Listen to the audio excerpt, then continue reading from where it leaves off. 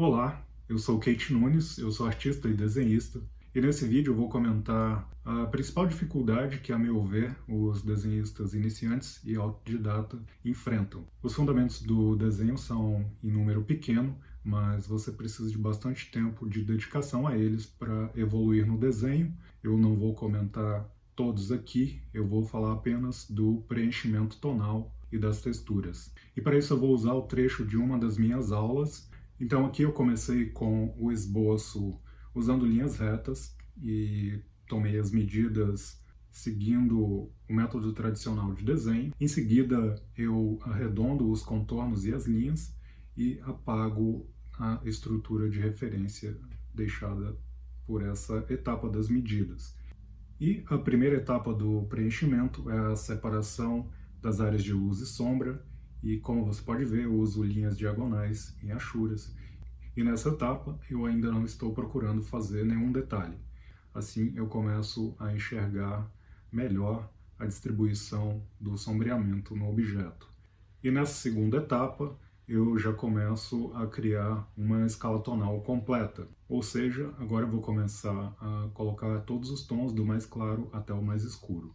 Mas eu não vou fazer isso tudo de uma vez, eu vou começar com as áreas maiores, então eu não vou acrescentar 10 tons logo de uma vez, eu vou começar com o segundo tom, depois o terceiro e assim por diante. E não vou fechar uma pequena área toda de uma vez também. Isso porque o principal problema que eu mencionei no começo do vídeo, para quem está aprendendo o sombreamento e o preenchimento, é a dificuldade em criar a ilusão de volume, de conseguir dar um efeito tridimensional para os objetos que você está representando no final do desenho. Se você segue um processo de etapas diferente desse que eu estou mencionando, é bem provável que você chegue no fim do desenho com a sensação de que ele está achatado ou de que falta algo. E como você pode ver, aqui logo no começo, a minha primeira preocupação é justamente em criar esse volume, essa tridimensionalidade, em preencher a forma do objeto, criando planos. Então você nota as facetas, as mudanças de ângulo na superfície do objeto. Isso justamente porque eu trabalho com as achuras, mudando a direção dos meus traços e adaptando essas camadas de preenchimento à curvatura do objeto, que nesse caso é uma forma orgânica.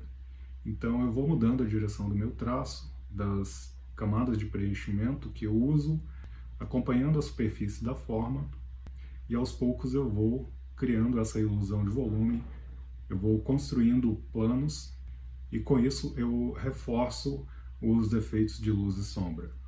Além disso, como você pode notar, eu crio simultaneamente uma ilusão, uma sensação de textura com essa sobreposição de camadas e essa mudança de sentido dos meus traços.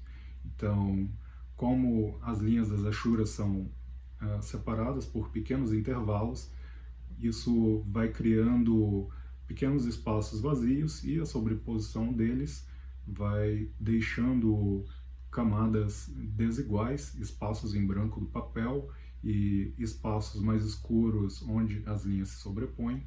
Isso tudo somado no final já cria uma ilusão de textura. Então o meu trabalho no final de acrescentar os detalhes na superfície do desenho vai ser bem menor. Esse é um exemplo bem simples de um desenho que levou cerca de 3 horas para fazer. E como você pode notar, eu não estou tentando copiar a aparência de superfície lisa da fotografia, que é tão comum a gente ver nos desenhos hiperrealistas, onde o desenhista faz um preenchimento tonal essencialmente arrastando o lápis e vai preenchendo todas as camadas em uma única área até chegar ao que ele acha que é o tom daquele ponto, daquele local do desenho. Como você notou, eu trabalhei o desenho como um todo ao longo do processo, então eu não fiquei parado por muito tempo preenchendo uma única parte do desenho. Então esse é um dos grandes problemas que você enfrenta se você não aprendeu um processo de preenchimento, de sombreamento e estudo dos tons. você ficar muito tempo parado em um único local, fazendo um preenchimento com o lápis arrastado, sem gerar nenhuma textura.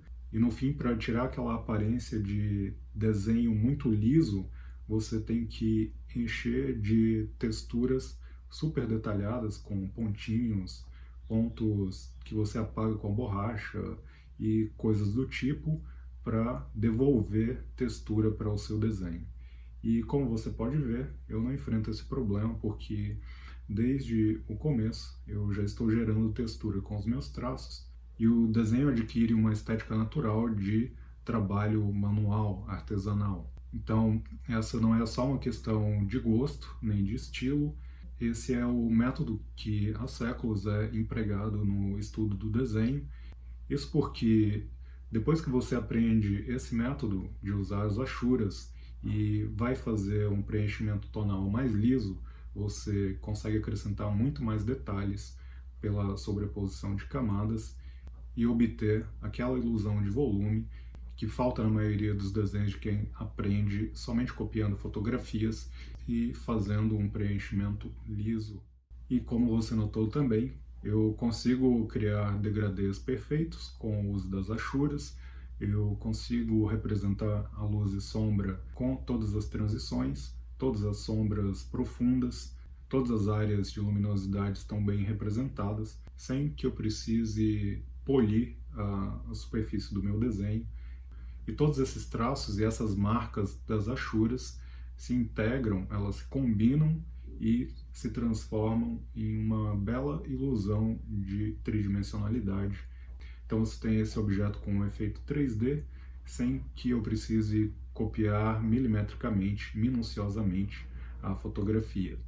Então você consegue esse efeito de tridimensionalidade se concentrando no volume e na forma tridimensional do seu modelo, e fazendo um preenchimento por camadas, por etapas, e variando o sentido dos seus traços, organizando seus traços, adaptando eles a esse volume tridimensional dos objetos.